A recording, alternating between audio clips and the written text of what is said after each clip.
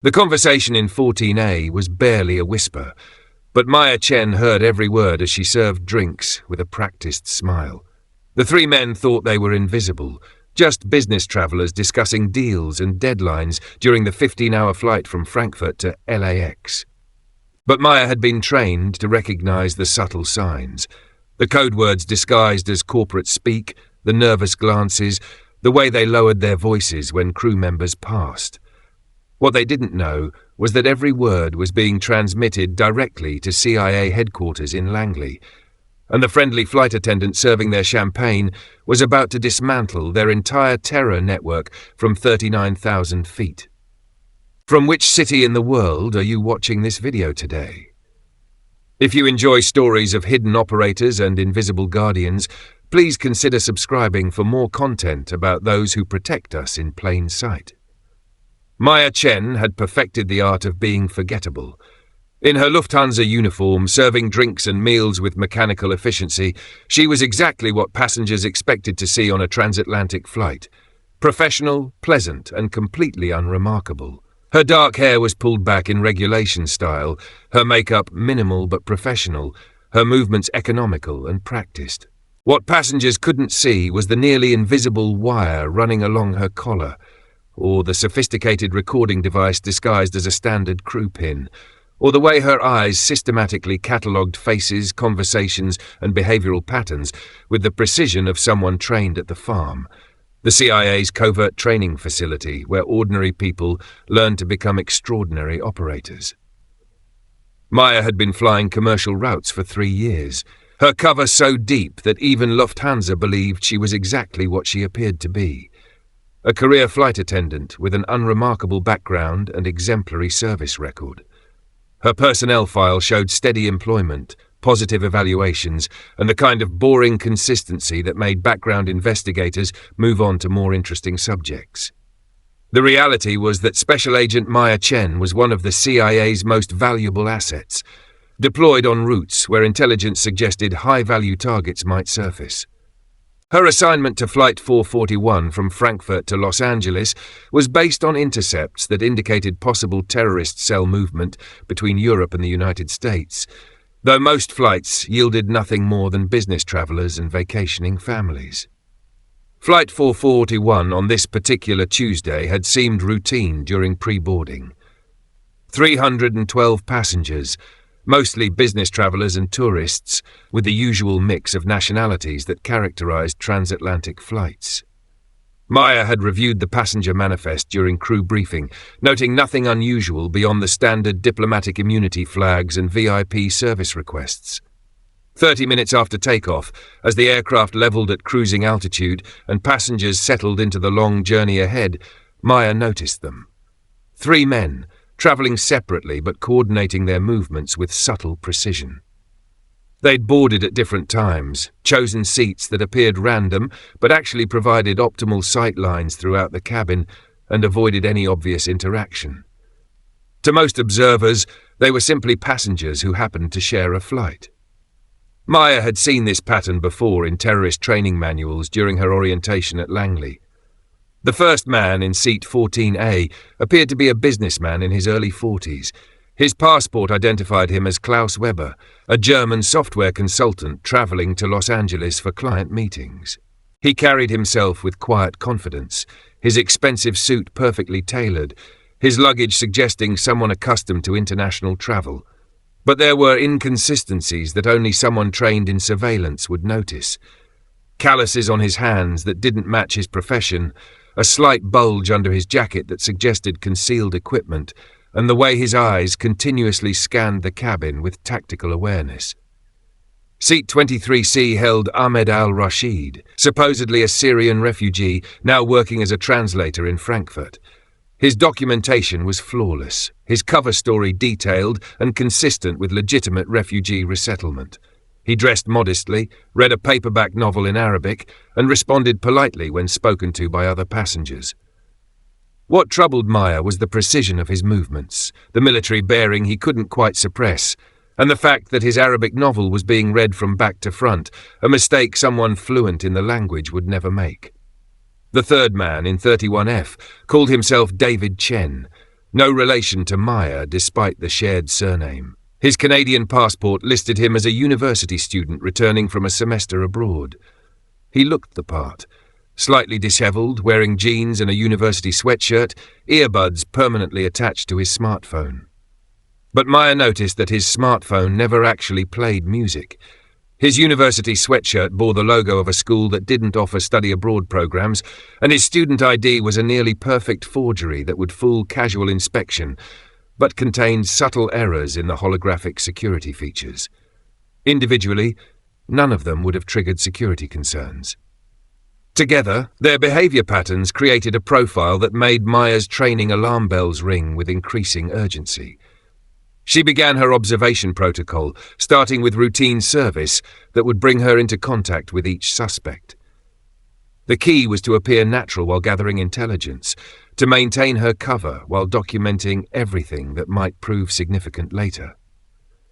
Every interaction was calculated to provide maximum information while arousing minimum suspicion.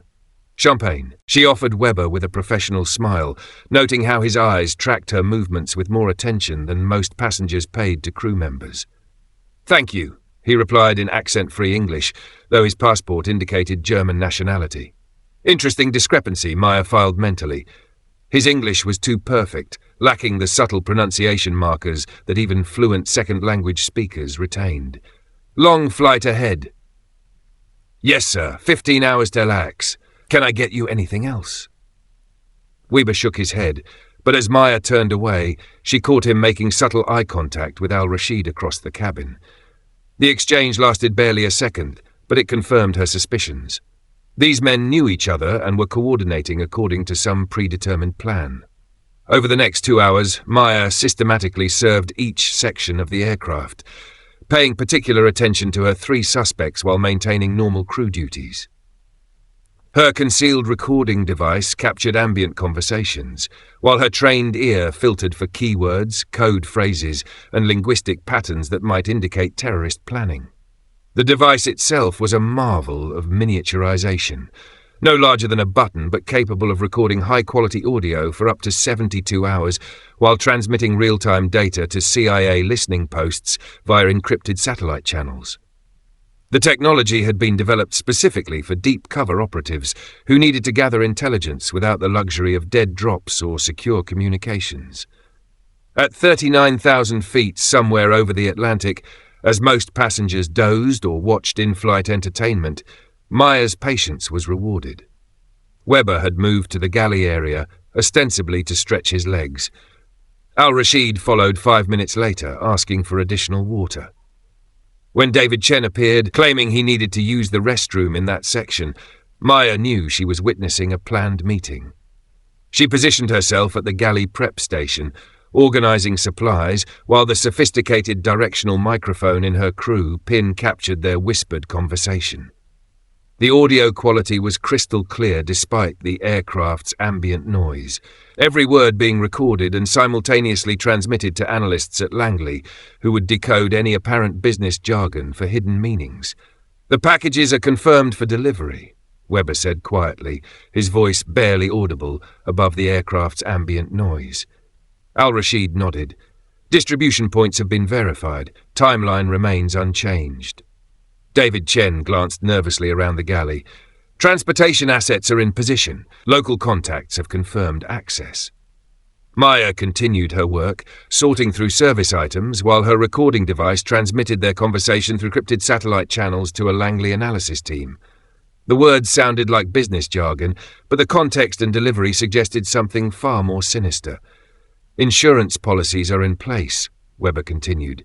"Primary targets confirmed, secondary sites identified, weather conditions optimal for next Tuesday." Tuesday.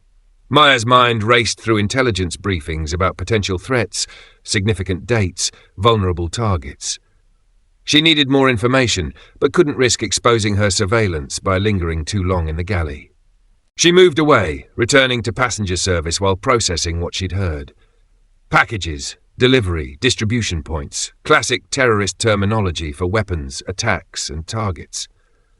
The reference to Tuesday suggested an imminent timeline that made this conversation far more than casual planning. Through her earpiece, disguised as a standard crew communication device, Maya received a coded message from Langley. Her transmission had been received and was being analysed by a team of specialists who could identify terrorist terminology across multiple languages and cultural contexts. She was instructed to maintain surveillance and gather additional intelligence if possible. The response time impressed her. Less than 30 minutes for her transmission to reach Langley, be analysed by linguists and terrorism experts, cross-referenced with current threat assessments, and generate actionable intelligence directives. The technology that made such rapid analysis possible represented years of development and billions of dollars in infrastructure. The next opportunity came during the meal service, 6 hours into the flight. As Maya worked her way through the cabin with practiced efficiency, she noticed David Chen typing rapidly on his laptop, the screen angled to prevent other passengers from seeing its contents. When she reached his row, Maya deliberately fumbled her service tray, scattering napkins near his seat. "Oh, I'm so sorry," she apologized, kneeling to collect the items while subtly photographing his laptop screen with a camera disguised as a crew button. "No problem," Chen replied, quickly closing the laptop, but not before Maya's camera captured what appeared to be architectural diagrams and what looked like security schematics for a large building complex. "Thank you for your patience," Maya said, standing and continuing her service rounds, but she'd seen enough to confirm her worst fears. This wasn't random chatter about business deals. This was operational planning for a terrorist attack. Her second transmission to Langley included the architectural photos and a detailed report of the galley conversation. The response came within an hour. "Maintain surveillance. Do not intervene unless passengers were in immediate danger, and prepare for possible ground intercept upon landing." The message also included preliminary analysis of the architectural photos.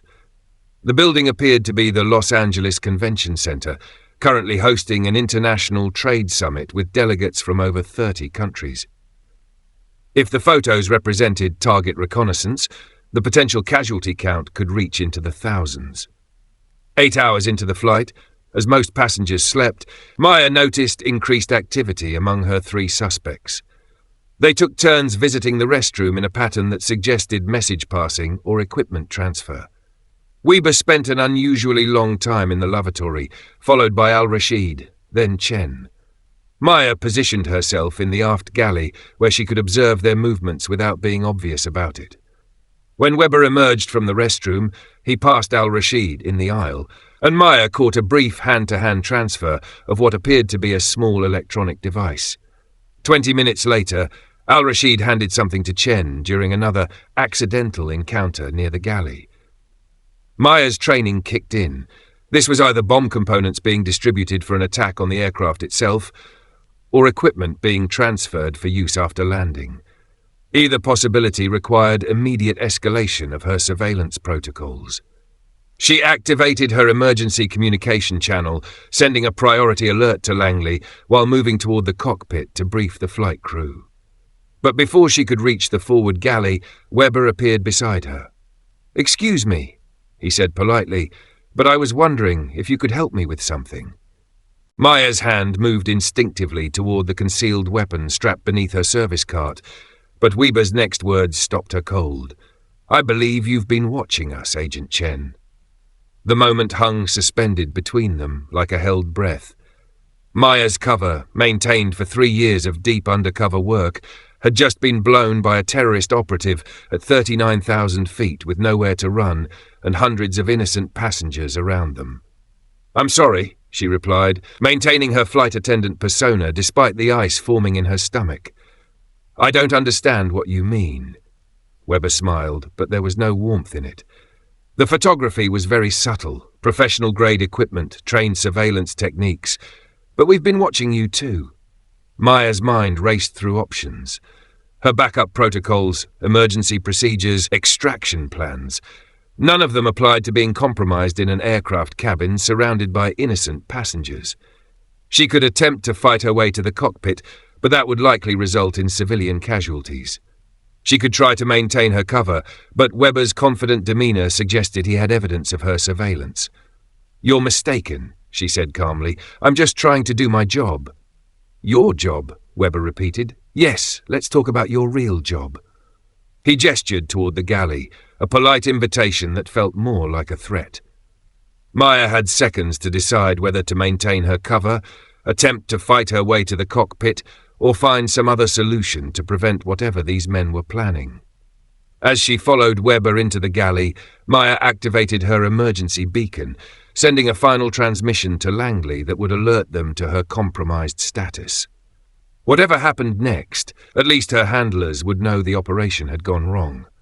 But as they entered the galley area, Weber's demeanor shifted unexpectedly. "Agent Chen," he said quietly, pulling out credentials that made Maya's blood run cold. "My name is Klaus Weber, Bundesnachrichtendienst, German Federal Intelligence Service. We've been running a parallel operation." Maya stared at him, trying to process this revelation. German intelligence, not terrorists. A joint operation she hadn't been briefed on, running parallel to her own surveillance without coordination between agencies. "The men I'm travelling with are BND operatives," Weber continued, his accent now carrying the subtle markers of educated German English that had been absent from his earlier speech. "We're tracking a terrorist cell that we believe will attempt an attack in Los Angeles next Tuesday. The conversation you recorded was deliberately staged to confirm our own surveillance protocols." Maya's earpiece crackled with an incoming transmission from Langley. "Agent Chen, stand down. Joint operation confirmed. You are cleared to coordinate with German assets." Relief flooded through her as the pieces clicked into place.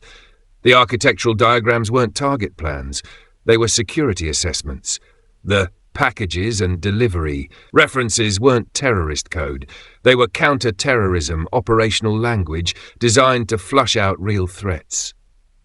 The real terrorists, Weber explained, producing a tablet that displayed surveillance photos of 3 other passengers, are sitting in first class. We've been tracking them for 6 months, waiting for them to lead us to their operational base in California. The photos showed 3 men Maya had dismissed during her initial passenger assessment: an elderly businessman reading financial newspapers, a middle-aged academic with thick glasses, and a young man who appeared to be sleeping through most of the flight. Dr. Hassan Mahmoud, Weber pointed to the academic, former chemical weapons researcher for Saddam Hussein's regime. He's been developing improvised explosive devices for terrorist cells across Europe. The elderly man is Youssef al-Bakr, financier for multiple terrorist organizations. The young man is his nephew, trained in Syria and responsible for coordinating attacks. Maya studied the photos with new understanding. "You've been using your staged conversations to make them believe their communications were secure." Weber nodded. "Every word they've spoken in first class has been recorded by our surveillance equipment. They think they're invisible because our performance has drawn all security attention to us in economy class." "But why wasn't I briefed on the joint operation?" "Because your presence was an unexpected complication," Weber admitted. "CIA surveillance wasn't supposed to be on this flight. Your involvement actually worked in our favor. It provided additional confirmation that our cover was holding." Over the next hour, Maya found herself part of an international intelligence operation she hadn't known existed. Her recordings of the staged conversations had provided confirmation that the real terrorist cell believed their communications were secure. The German team's performance had drawn attention away from their actual surveillance targets, while simultaneously testing whether other intelligence agencies were monitoring the flight. "The convention center attack is real," Weber explained as they coordinated their operations. "Dr. Mahmoud has developed a binary explosive that can be assembled from common chemicals available in Los Angeles. Al-Bakr has been transferring funds to purchase materials and equipment. The nephew is coordinating with local cells to position the devices." Maya's equipment, designed for CIA operations, proved compatible with German intelligence systems. Her high-quality recordings of the real terrorists' conversations in first class, combined with German surveillance data, painted a picture of an attack planned for devastating effect. "They're not just targeting the convention center," Maya realized as she reviewed the intelligence.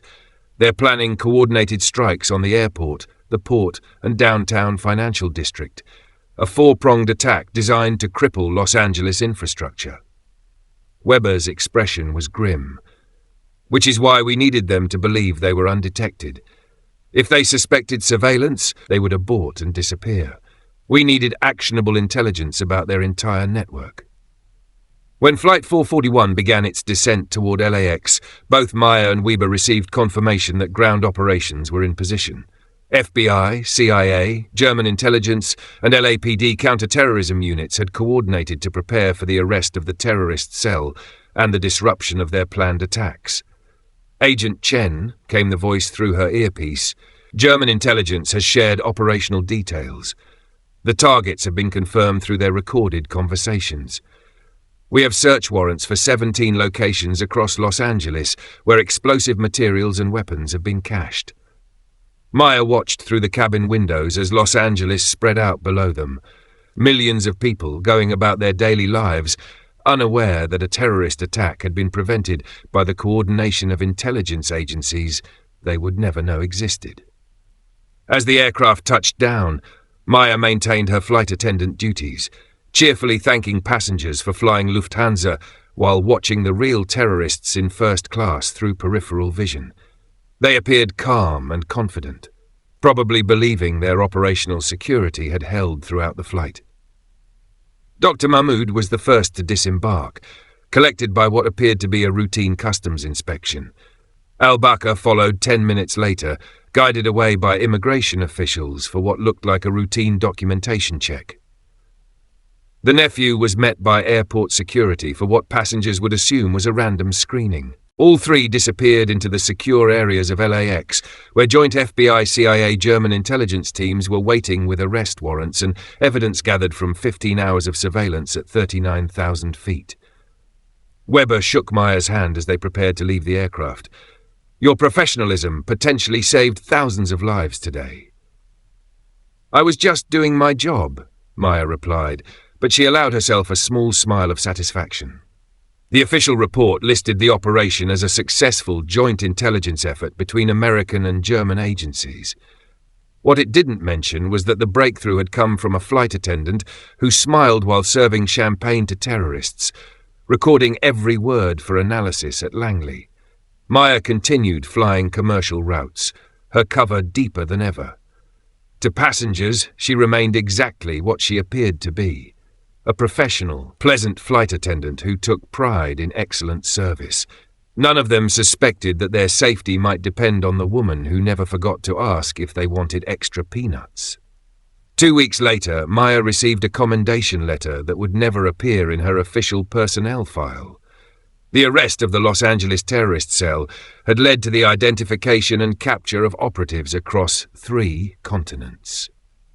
Chemical weapons laboratories had been discovered and dismantled.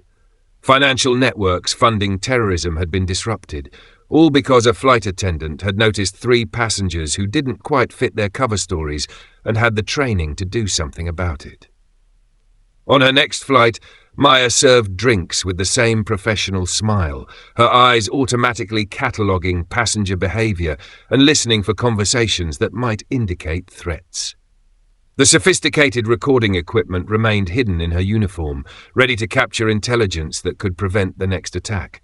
Because in the world of international terrorism, threats could emerge anywhere, on city streets, in hotel lobbies, or at 39,000 feet, where passengers thought they were invisible among hundreds of strangers.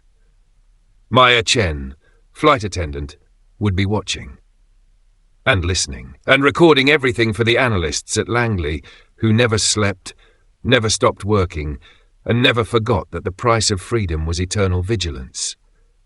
The friendly woman serving your coffee might just be the one standing between you and unimaginable danger. And that was exactly how it should be. Have you ever wondered about the people who serve you during travel, the flight attendants, security guards, or other service workers who might be more than they appear? Share your thoughts in the comments below and subscribe for more stories about the hidden protectors who keep us safe while remaining invisible in plain sight.